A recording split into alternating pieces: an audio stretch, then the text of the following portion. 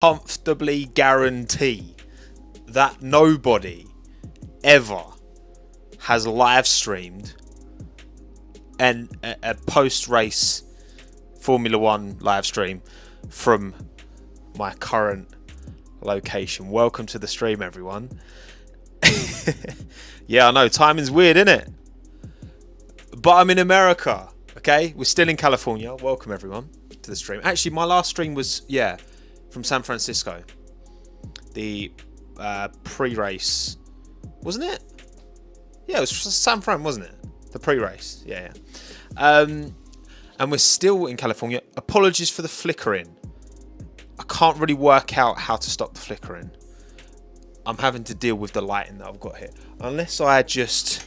Hang on, that doesn't work. This is the alternative, which just looks weird. So, you're going to have to deal with the flickering, I'm afraid, from the ambient lighting in here. Welcome to the stream, everyone. Thank you all for coming. Independence Day stream. 4th of July. Kicked us filthy British out of the States. Welcome, everyone. I'm not in San Francisco any longer. We left San Fran yesterday morning. We left San Fran. Drove to Napa. Stayed in Napa last night, Napa Valley. Got a bit sunburned. Hannah got really sunburned. I got a bit sunburned, but Hannah, she bore most of it. And I'm just gonna. It's frozen. No, it's reconnected. It should have reconnected anyway. There's not much I can do if it freezes. Oh, is it actually? It's fully frozen. It's back. Okay, we're back.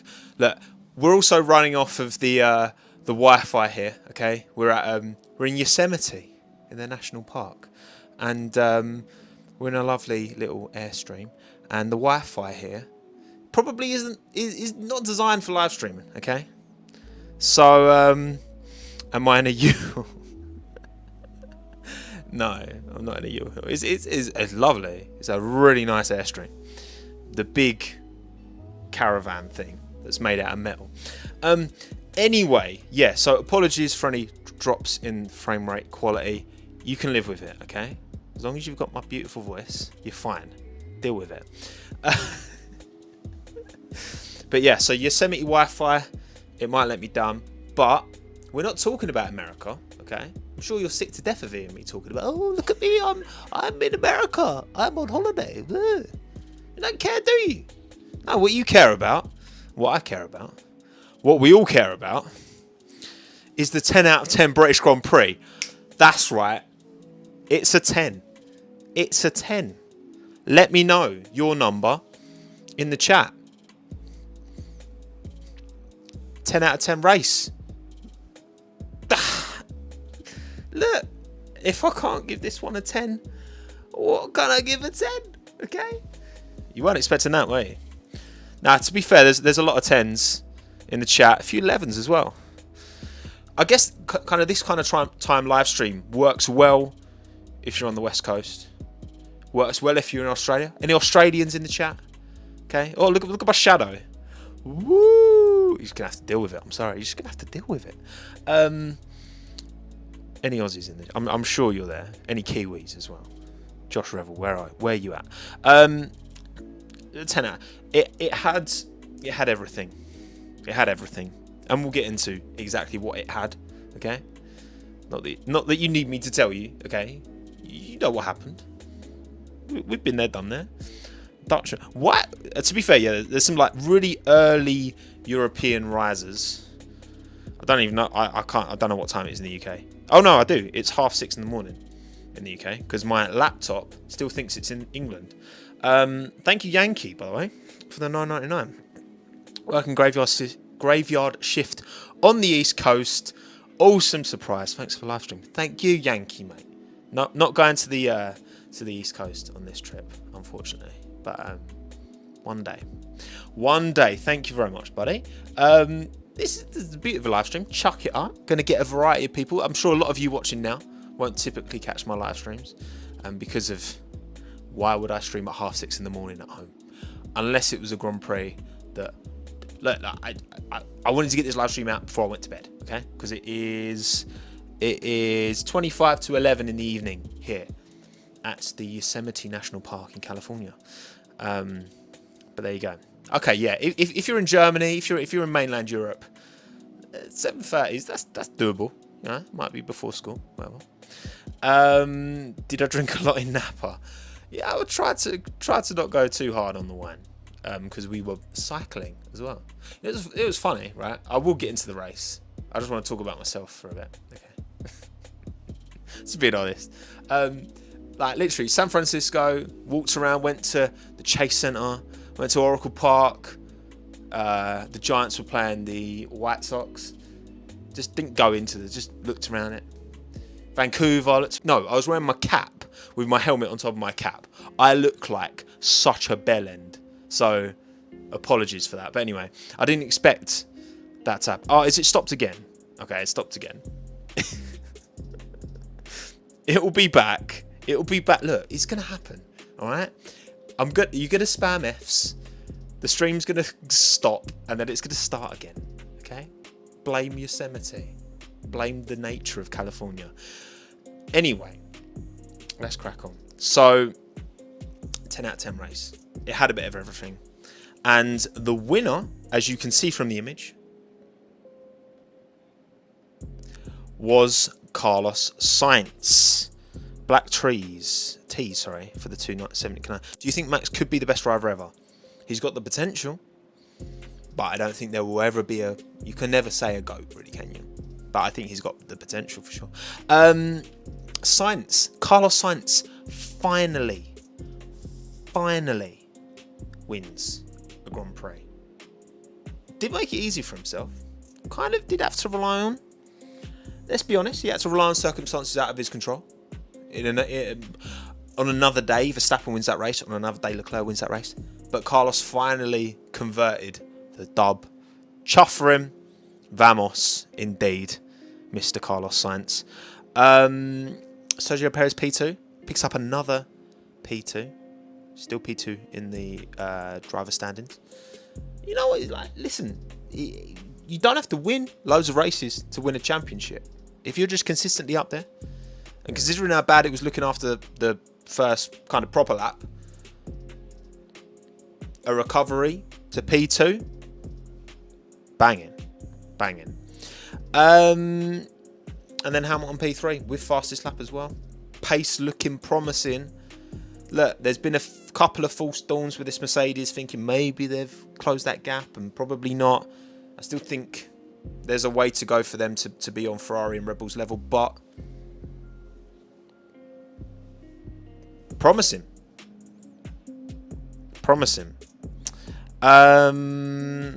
And then, yeah, Leclerc, Alonso, Norris, Verstappen, Schumacher, Vettel, Magnussen round out the top 10, 6 DNFs.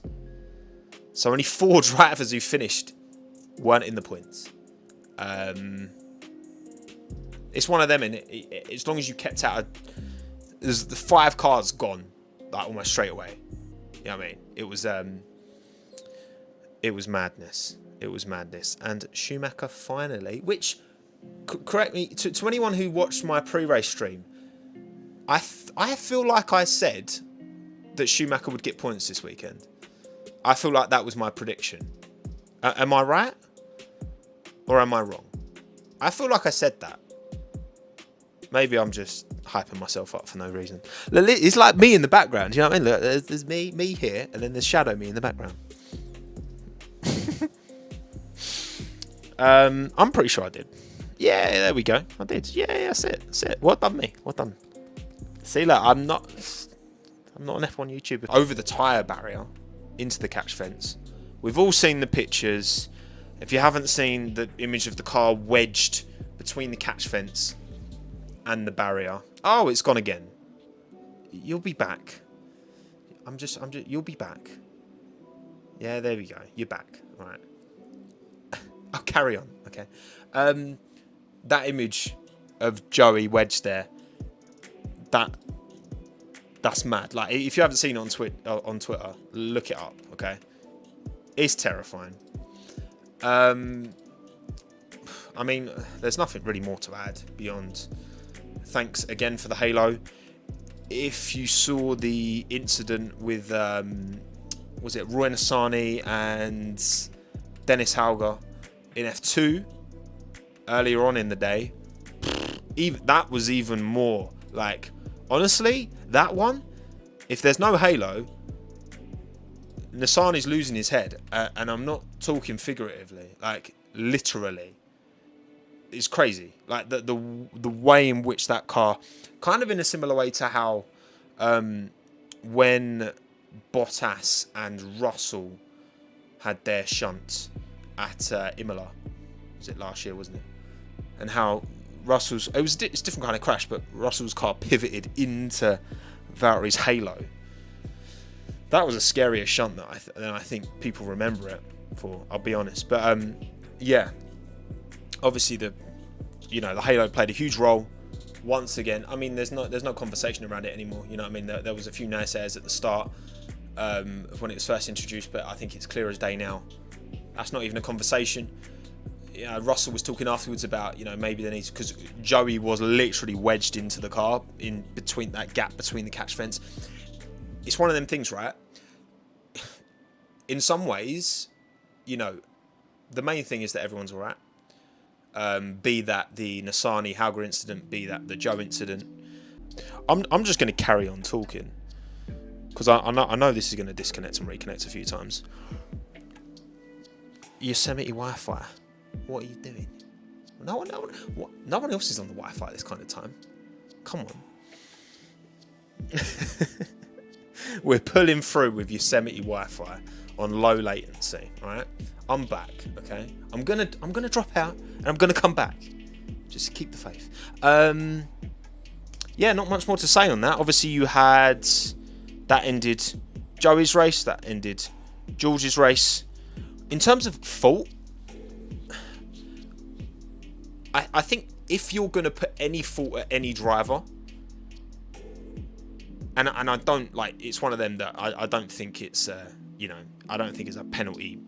I think probably George, to be honest, is probably the most at fault driver. I mean, Joe's zero fault because he's just keeping his line on the outside. Gasly obviously sees the gap that Nicholas Latifi slung it up the inside. What a move that was. What a start. What a getaway from Mr. Nutella. It's a shame he couldn't capitalise in the end. But, the gap's there. George started on hard tyres, got a slow getaway. And Gasly's going for it, and George moves across. He obviously can see in his mirrors that Gasly's coming. And I just feel like he doesn't appreciate that Joe is there. And so Gasly can't move left to compensate for George moving left. You know what I mean? So I would have to say that... No, I think Gasly was trying to... There was a gap there, and George moved across. Look, I'm not saying anyone deserves the penalty. I'm just saying, if I'm going to say who I think was most at fault, I'd say George was, in my opinion. But there you go. Anyway, whatever. So yeah, that happens. There was some people on the track as well. There was some protesters, which that could have got really messy if it wasn't for that incident at the start, red flag in the race straight away. That could have got very messy. Fortunately, there was no mess there, and the race restarted. And yeah, we'll get into the rest of it. I just wanted to talk about that first. Right, so my winners and losers. Let's talk about that, and then we'll kind of go through the race. Are as follows. My driver W of the weekend, I gave it to Checo. From last to second, was the contact his fault? Not really.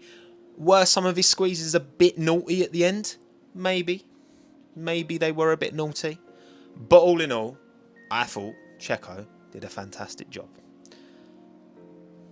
So I'm giving it to Checo. Over Sainz, I am giving it over Sainz. The thing is, look, this is what I mean. You don't know. I love Carlos Sainz. Okay, I'm a huge fan. I've always said I'm so excited for him to win his first race, and I was absolutely buzzing for him. But Carlos did have to rely on things out of his control. Ferrari bozoing Leclerc's strategy, and Max getting damage to convert that win. Carlos kind of almost threw it away on his own when he went wide out of the S, whatever it's called. I don't know corner names. I'm terrible with corner names. So yes, he put it on pole, granted, but I was more impressed with Checo's drive. That's just the way I feel. Thank you, Big Kid, for the $5. Do you think there is any scenario where Perez overtakes Verstappen? Well, if Verstappen's got damage to his car. Look, again, I think there's so much. Look, Carlos just drove around Leclerc, but obviously he was on softs because Ferrari didn't pit Leclerc onto softs, which was clearly a mistake. Bonotto might say afterwards, "Oh yeah, well, it's what we could have done." No, you cocked up, like you messed up, and at the end of that, should have had a 1-2, really, shouldn't they, Ferrari? Hence why they feature in my both W of the weekend because Carlos Sainz won, but also my L of the weekend because they should have had a 1-2, really, shouldn't they? Thank you, the Terse Verse, for the 200 rupees. Appreciate it. And look, I'm not saying that, it's not pure luck, okay, at all. Carlos Sainz, you got to be in it to win it, and he got the moves done in the end. But all I'm saying is that hang on one sec, I've just got to boom, there we go. Yeah, I just got to call it as I say it, and ultimately I think in terms of what the driver did themselves, the way Sergio was able to capitalise and move through the field was impressive, and took P2. Happy days. Good for him. Schumacher. Internet feels good. Much slower than before. Very good. Very good. Very, very good. Right. Thank you, Black Tees, again. F1 2020 do driver ratings reaction video soon. Now, I don't really touch the F1 game. It's not... Apart from when I redesigned the driver cards. That was fun, because that was more graphic design, you know what I mean? I don't really touch the F1 game. Not my thing. Right. So what was I saying? I lost my trail of thought. Oh yeah, Mick Schumacher. Yeah, he got the points. I'm happy for him. Would he have got points if Tsunoda hadn't taken out Gasly? If all the shenanigans at the start hadn't happened? If Ocon hadn't DNF'd? Probably not. But he's got the points. Got to be in it to win it. And he delivered them. And he finished ahead of his teammate. So you can't ask for much more than that. Hamilton, I thought Lewis had a fantastic race. Really didn't do too much wrong. Out qualified George. Drove, had really good pace. And that overtake, that double overtake, that opportunistic move around Leclerc and Perez was just... it was so good. Even if you're the biggest Lewis Hamilton hater, you got to look at that move and be like, damn, that was cool. That was the commentary on it as well that we got with Crofty and Brundle. All of that. British bias, all you like. But it was great. He had a great race. And then Sebastian Vettel as well, qualified down in P17, 18, something like that. Was it? No, it's Lance. What? Lance was slowest, and then he was get 9th in the end. I think if Aston Martin can pull their finger out in qualifying, I think they've got a really good car there. I do think they've got on top of it, and yeah, I think Vettel did a good job. Stroll did a good job. P11 as well. I think he lost out a bit with that late safety car, but yeah, all in all, well done, Seb. L of the weekend, Tsunoda. Second weekend in a row, he's been my L of the weekend.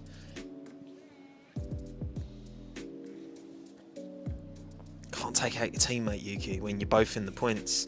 And then Gasly had to retire because of the damage you caused to his car. and then potentially that incident may have led to Verstappen DNFing. Look, there's a lot of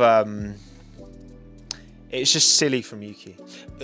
Just like in Canada, you know, he was having a really good drive. I feel like he was having a decent drive, not nothing exceptional, but just good.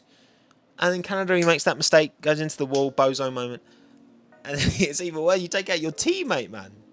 You can't be doing that, Yuki. So yeah, I'm sure that I reckon Pierre gave him a little you know like a kick in the shin or something when he got out of the car. Yuki, because we know they're getting along like a house on fire, but at the end of the day, mate, like, Pierre was understandably pissed. Okay, he wasn't happy. Pierre Gasly was not a happy man, and understandably. Yeah, the part that destroyed Verstappen car was apart from the AlphaTauri. Yeah, potentially. I don't look sunburnt. I look tanned. Okay, tanned. That's what I'm telling myself anyway. Oh, thank you to the Tersverse again, mate, for the 400 rupees. Do you think such drives are what Hamilton needs to silence his haters and retire an all-round respected legend? I mean, look, Lewis will never be able to. The true haters won't acknowledge the good stuff, and will just focus on any time he's not been perfect. You know what I mean? But, you know, it's not Lewis's, you know, it's not any driver's.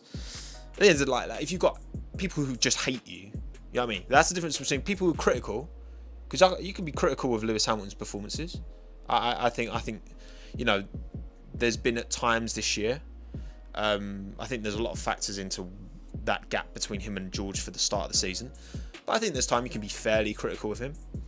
But to be a hater, that's when it's just like it's something deep, it's personal, you know what I mean? And it's just no amount of good performances are going to change certain people's minds. In some people's minds, you know, they will always hate on Lewis or Max or Lando or Daniel or Seb or Fernando or whoever, and no amount of performance is going to change that. So those people, like, you just got to let them do what they want. Some people hate me, what I do, and it's like, it's fine. You do you, you know? That's life. Right. Cool. Ricardo put L the weekend just because Lando had such a really good race, like P6, could have been P5. Him and Fernando, you know, both could have been in driver of the weekend candidates as well. Just both drove really solid races. McLaren kind of let themselves down with the pit stop. Maybe Lando should have been P5 in the end, but for him to do so well and Daniel to be so far back, again, he did seem to suggest that there were some issues with the car. Come on. Reconnection successful. It seems to be like disconnecting a very, like, almost quite consistently, okay? And then I'm back. And then I'm gone. And then I'm back. And then I'm gone. And then, yeah, Russell I put in there. You know, he's had top 5 every single race up until now. I do think he was, if you're going to apportion blame for the incident, I do think he was most to blame, but not. I still think it's a racing incident, 100%. And then to end the race so quickly, out-qualified by a teammate, you know, it's not one he's going to look back on fondly. But, like, respect to George for, like, jumping out and, like, running straight over to, because he could obviously tell from the onboard how serious the shunt was, and he could see, like, Joey going upside down. I'm sure he couldn't even see because of all the smoke from the all the gravel dust kicking up, that he'd actually gone over the tyres. But obviously he's GPD director as well. Like, I think he's got an extra interest in, you know, making sure this stuff is, you know, on top of it. Isn't the same as mixed races. Hey, look, Mick finished in the points, all right? No Mick slander, all right? Won't be tolerated here. Team W of the weekend, put Mercedes, both in the points. No, not both in the points. George literally crashed into Joan. Look, it's been a long day. Lewis, pace-wise, looked the closest, I think, that Mercedes has looked all season to the Ferrari and the Red Bull. So I put them in Team W the weekend. And, yeah, obviously Haas both in the points. Ferrari, they won the race. But also they're in L because it should have been a 1-2. Team L of the weekend, I put Alfa Romeo because Joe was out straight away and Bottas had a gearbox issue. Williams, obviously Albon was out straight away and Latifi fell back.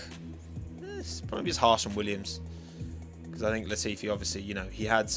Because that does go... Which I get why it goes on overlooked, right? When Latifi qualified... Where did he... Was it Spa when he qualified between the two Ferraris, wasn't it? I think it was Spa. When it rained. When George put it P2. And obviously that took all the headlines. But that was a good... You know, in the wet conditions, Latifi... Pretty good, you know? But we'll talk more in detail about that anyway. And, yeah, Ferrari. Blah, blah, blah. Easy. Right, okay. Let's look at the championship standings then, shall we? And then we'll go team by team, driver by driver, talk about everyone. And then we'll knock it on the head. I'm sure it'll disconnect like 5-6 times between, but it'll come back. So just if it goes the spin wheel thing, just wait. Just be patient. It will return. Will I make a video about Joe in the summer break? Maybe like a rookie report. I don't know. So as you can see, Max Verstappen still leads the championship by 34 points over teammate Sergio Perez. Checo. Big move. 11 points between Sainz and Leclerc now. And I know that obviously in the race, Leclerc was kind of alluding, and fair enough, you know, he's ahead. He's more likely to be able to take the fight to Verstappen based on points before this race anyway. So he felt he should get preferential, which you can't begrudge the driver for doing. Driver's always going to, you know, back themselves and paint their side of the argument. But there's only 11 points between them now. 11. That's nothing. That's nada. That's the difference between what? Finishing P... Yeah, because P1's 25. Alright, so say you get... That is a Sainz win and a fastest lap with Leclerc in third. Yeah, that's 11 points difference. If that happens in Austria, they'll be level on points. So, as much as Leclerc's had a lot of misfortune, like sequential misfortune going on,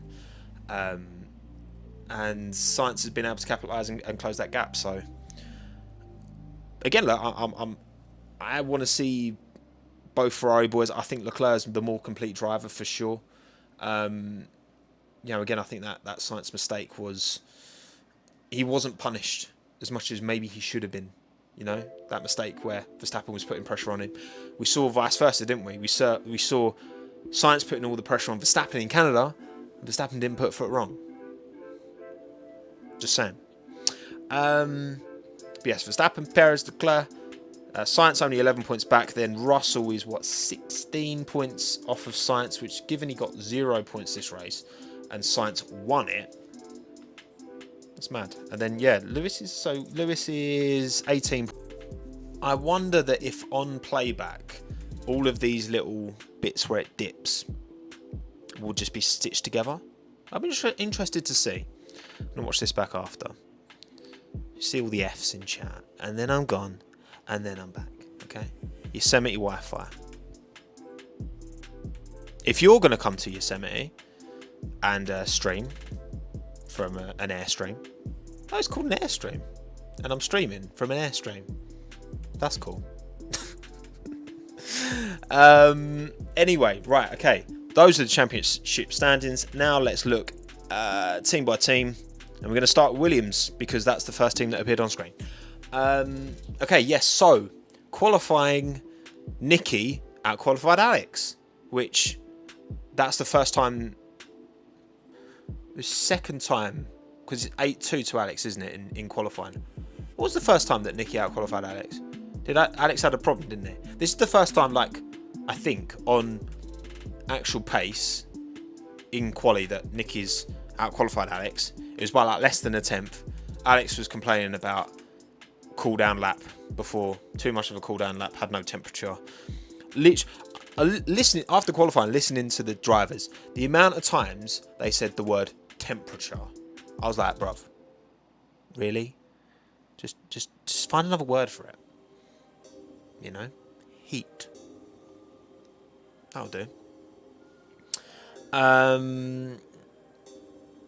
But yeah, Albon only driver not to reach Q3 this year. Mohammed, that's a great stat. That is actually a great. That is true. Yeah, everyone else must have reached Q3 now, apart from Alex. Wait, has Stroll reached Q3? If that is true, then fair enough. But Alex has got the point, so what can I say? Warmth. There you go. Warmth will do. So yeah, great start. Phenomenal start from Nicholas. Oh my God. Slung that out again. Gasly saw it and was like, hello, I want to follow you through. Oh, whoops, crash. Great start from Nicky. His hard work was undone because on the restart, right? So he had to start back where he'd started. So he wasn't able to keep those positions, unfortunately. And then, yeah, just in the race, he did fall back through. Obviously, he's running the old spec of car. You know, again, did Nicky have a good qualifying? Yes. Were the conditions changeable? Yes. Did he have a phenomenal start? No question. His start was incredible. But do I think with 6 cars DNFing, if it was Latifi who DNF'd and Albon had been in that position, do I think Albon would have converted points based off the performances we've seen so far this year? Probably. I think that's fair to say. I think the fact that Latifi fell back, yes, don't get me wrong, the Williams is slow, but Alex has been able to hold on to places in that Williams consistently throughout this year if he's able to get it up there in qualifying, you know what I mean? So, all in all, great quali from Nicky. Can't take that away from him. Great start as well. But the pace just wasn't there to convert it into points, which was a shame. Again, like 6 drivers DNF. It was a great opportunity. And I worry that opportunities like this don't present themselves that often. I'm just saying. And then Alex, yeah, obviously Alex's shunt. So Bottas slowed ahead of Albon because of the incident that happened right in front of Bottas. And then that kind of chain reaction led Vettel to just punt Alex. He hit the wall, went across track, collected a bit of Sonoda and a big bit of Ocon. How them two managed to carry on was incredible. And yeah, I think, look, it was one of them that the incident, compared to Joe's, it didn't look like a bad incident. But obviously he had to go to the hospital afterwards, which Joe didn't. Like, he was given the all clear. So there were clearly some. He had a nasty shunt. I think what made Alex's shunt bad is that there were like three impacts, which these cars are designed to really protect a driver from one impact, because the cars are designed to disintegrate, to disperse the energy. You've got the protective cell. So for then Alex to hit the wall, then come across track and get hit by 2 other cars, possibly that was why maybe they felt they needed to be extra sure. I don't know. I don't have the answers, but at the end of the day, as long as he's alright, that's the main thing, and he seems to be okay. So all good. He's posted afterwards and all that. So good news, and a shame we weren't able to see what those Williams upgrades could really deliver, because obviously he wasn't able to pull together a proper Q3 lap, and it's kind of a shame for Williams that they weren't able to get that. They really needed Alex to just have a clean race to just get data more than anything. That would have been more valuable. If Alex had got a point, cool. If he'd have got a full race distance in with the new, you know, with the new body set up, I think that's probably more valuable at this stage right now than a point would have been. So, all in all, not great. But these things happen. Hopefully it's better in Austria. Yeah, based on the in-car sensors. Makes sense. Thank you, Sleepy, for the dollar, mate. Appreciate it. Right. Next, let's talk about Alfa Romeo. Yeah, I've said all I need to say on Joe. Valtteri pulled up with a gearbox issue. I listened to the radio before. He sounded quite confused. Like, he was just, oh, box, Valtteri. He was like, oh, okay. All right, stop the car. He was like, oh, what's wrong? Oh, that's it? We're done? Okay, cool. Bye. Going home. Yeah, I mean, it's not too much to say. He was running in the points. Gearbox issue. Shame. Alfa Romeo's reliability hasn't been too great recently. Obviously, Joe had a lot of issues related to reliability. Like the car. Here's a story, right, from this trip. Okay, so driving from Kamloops, if you know where that is, it's in British Columbia, and we drove from Kamloops to Vancouver, and getting to Vancouver, there was loads of traffic, and I was like, why is there so much traffic? This is weird. I don't understand why there's so much traffic. And then I see this like van. It's like a recovery van, right? It's not a recovery van. It's just one of them like pickup trucks with a big like neon sign on the back with like an arrow pointing to the right, telling you to get into the right-hand lane. Okay, so it's this 2-lane road going into Vancouver. Get into the right-hand lane, and then on the other side of this pickup van is like a brand new Alfa Romeo Quadrifoglio Giulia. It's a Giulia, right? Like brand spanking new, just pulled up. They've not tried to get it out of the road so that everyone can drive normally. It's just sat there with its hazards on, broken down. I was like, that's the most Alfa Romeo thing I've ever seen in my life. There's all these like ancient old, you know, Dodge pickup trucks from 1970 that are still chugging along fine. And this brand new Alfa Romeo, broken. Alfa Romeo F1 car, broken. Sort it out, Alfa. Come on now. I saw that. I was just like, that is so Alfa Romeo. It hurts. There we go. Not much more to say. Do I like baseball? I'm going to the Dodgers. I'm taking this cap home.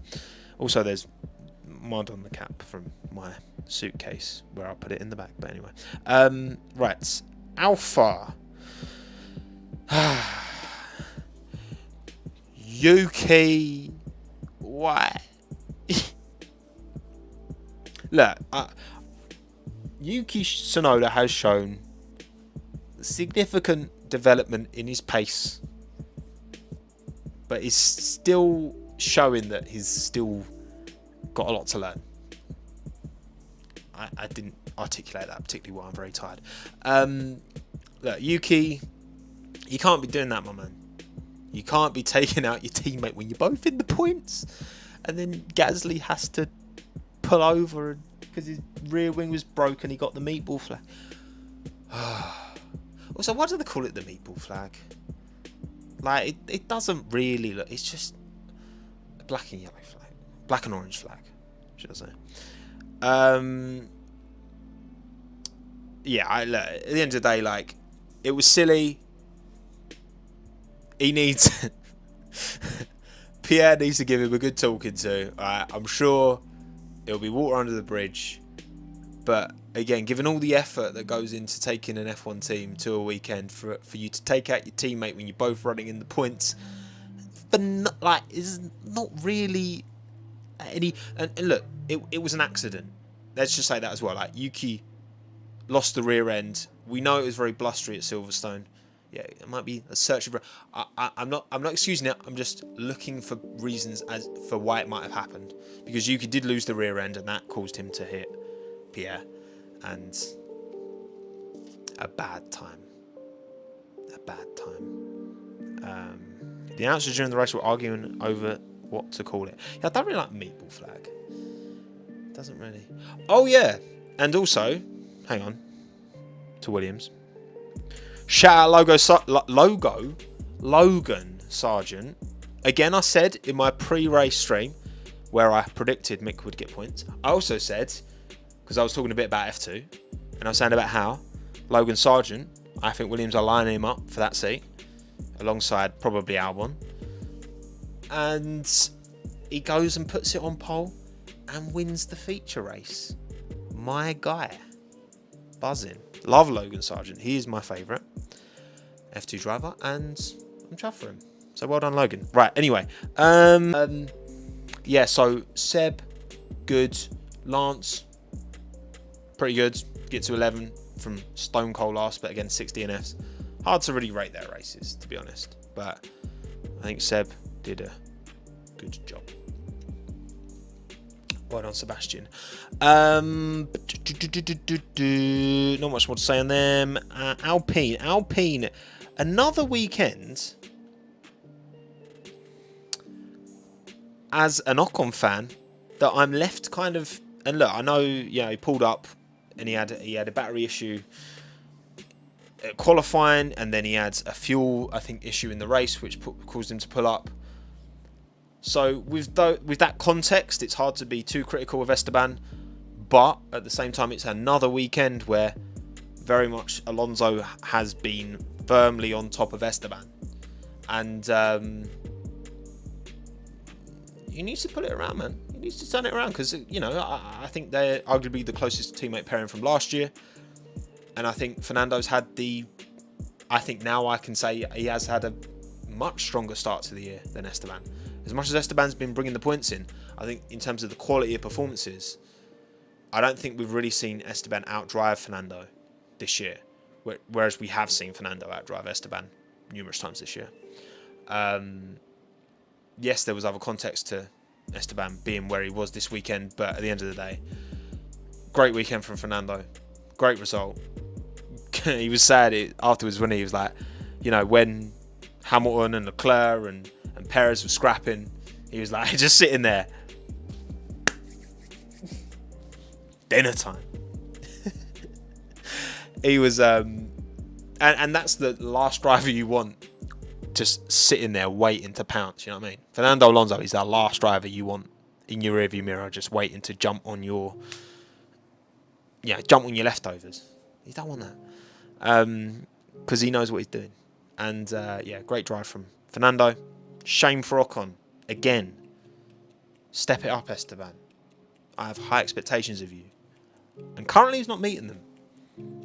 I'll be honest. But yeah, thank you, Esteban, as well, for giving us a safety car, which made the end of the race absolutely phenomenal. No doubt. Okay, done them. Let's talk about Haas. Again, Mick Schumacher, well done. Points. Happy days. Both in the points. Again, when 6 cars are retiring, given the pace that Haas has shown this year, do I think that them both getting in the points is a huge... Look, it's significant for Mick. And I think it was important that the team, made a big deal of it for him to give him the confidence to show that support. Because they clearly love him. They clearly want him to do well. He's clearly a university-like character. And I just hope that, because this isn't the first time he's been ahead of Magnussen either. So I believe it is there. I just think, again, his rookie season was such a difficult... he's in a car that's nowhere near it. I've said this so many times. I don't think he got the same value from his rookie season that other drivers like Yuki Tsunoda, like Zhou Guanyu, got from theirs. That's all I'm saying. But yeah. And then K-Mag got a point. Bad quali. Not much more to say, really. That's it. Video will be lagging because Yosemite... I'm in the mountains. I'm in a national park. So... right.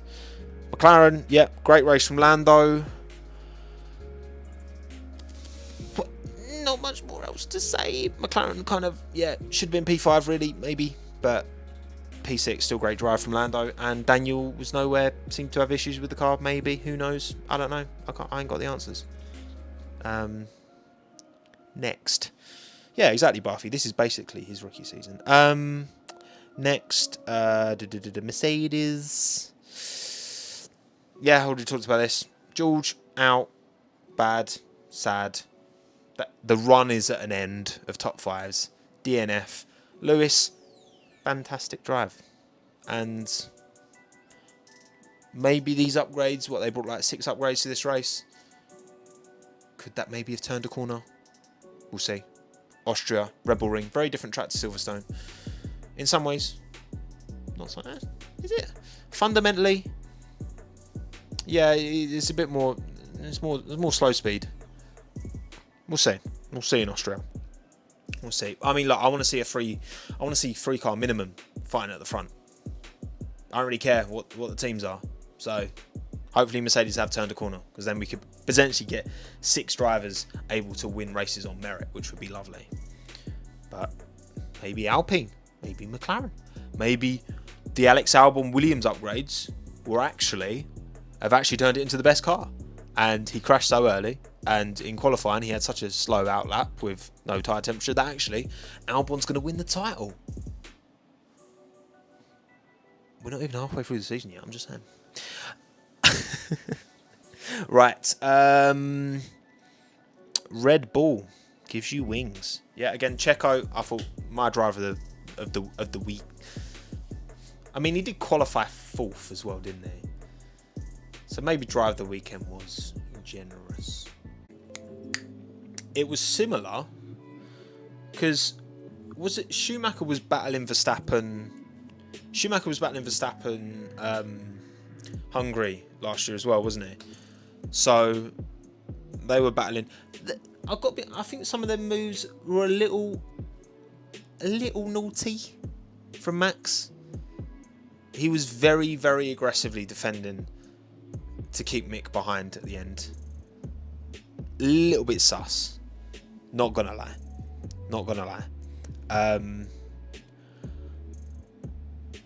But the stewards deemed it fine, so we move. And yeah, I think ultimately, like, the fact Max was still able to get points given the damage he had is still very impressive, and those points could prove pivotal at the end of the season. So you gotta work for every point you can get. But yeah, Checo, good race, very good race. Max probably would have won if it wasn't for the damage. I think that's fair to say. I thought Max would have got a penalty, to be honest. Yeah, because there were a few, weren't there? There was Checo was definitely as well. He kind of pushed Lewis off track. There were, from both Red Bull drivers, very, very on the cusp, if not slightly over the line. But I think with Silverstone, because there's the runoff, because you are still able to keep your foot in it, I think maybe that's where they give them a bit more leeway. I don't know. To be honest, I like watched the race through, but in terms of, I haven't really like looked at all the different angles of these kind of potential incidents, so I don't even know if they've put them out. To be honest, I'm sure that maybe they will. I don't think anyone's getting a penalty. I think the result is what it is. I don't think anything's going to change now. It's way too late for that anyway. That desktop audio is a bit loud, isn't it? Right, and then let's talk a little bit about the final team we need to talk about, which is Ferrari. Ferrari. So yeah, Sainz, good start. Squeeze Max, but didn't fully squeeze him into the wall, but stayed ahead. Great start from Carlos. Good. Boom. Well done. Makes the mistake. Lets Max past. Bad done. Then Max picks up the damage, gets back through, boom. Then ends up letting Charles through because they're like, oh, Charles quicker. Then, because Charles is ahead, when the safety car comes out, Ferrari decide to not pit Charles, but to pit Carlos.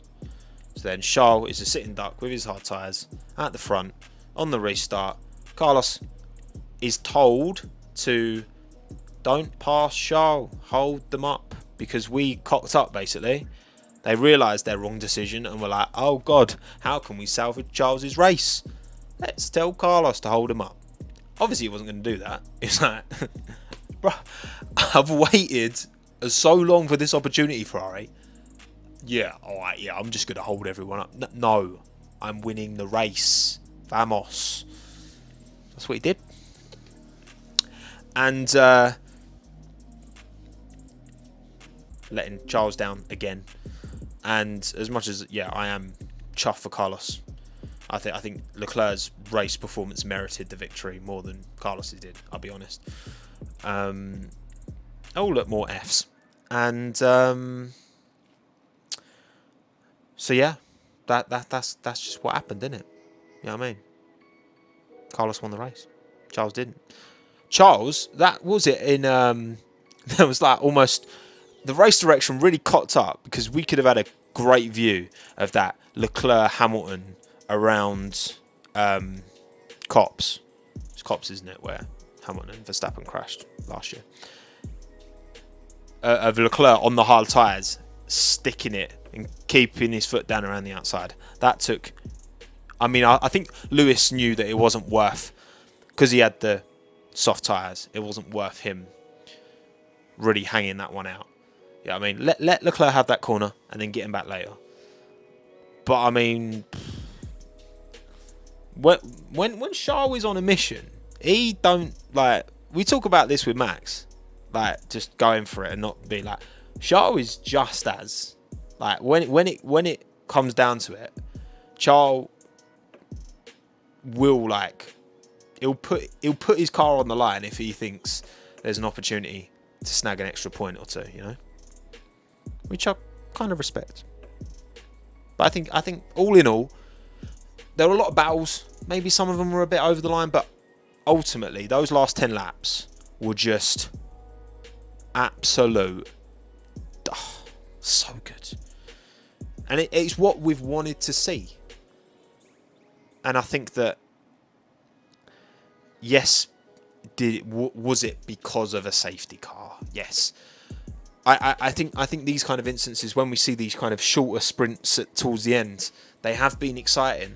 They have delivered whenever we've had them, whether it's like a 2-lap sprint at Baku or whether it was this like 10-lap sprint at Silverstone. It was good. It was good. It was good. It was good. Right. Okay. You know what? We've been going for almost an hour now. So,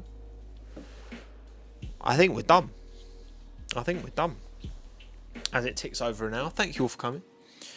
Again, to anyone who just turned up, I am in Yosemite National Park in a Airstream. Streaming from an Airstream on their Wi-Fi.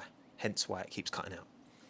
But we're almost done now. So thank you for being patient. Thank you for sticking around. Thank you for watching. Thank you to my phone for offering light to me so that you can see my face. Because if I put the overhead lights on, it makes the screen flicker. And it is, to everyone asking why I'm streaming at this time, it is 11:30 in the evening here in California. So I'm going to finish this up and then go to bed. So, because I know it is 7:30 in the morning in the UK. Go to work. Stop watching my stream. Go to work. Go to work. You'll be late. Don't forget to do your homework. Go to school. Go on. Bugger off. Because I'm still on my honeymoon. So, there you go. Time in Yosemite. And then we're going to California. So, the next stream you will see from me. I might not be in LA yet when I next stream. because I want to do a pre-race for Austria. I might not have quite got to LA yet, but we'll be on our way to LA. So yeah, thank you all for coming. I appreciate you all taking the time. Thank you for the support. Thank you for enjoying what I do and watching me waffle about the sport I love. And obviously, scary race, given what happened to Zhou Guanyu, but ultimately, lessons will always be learned from these things. And the rest of the race was an absolute barnstormer, so 10 out of 10 for me.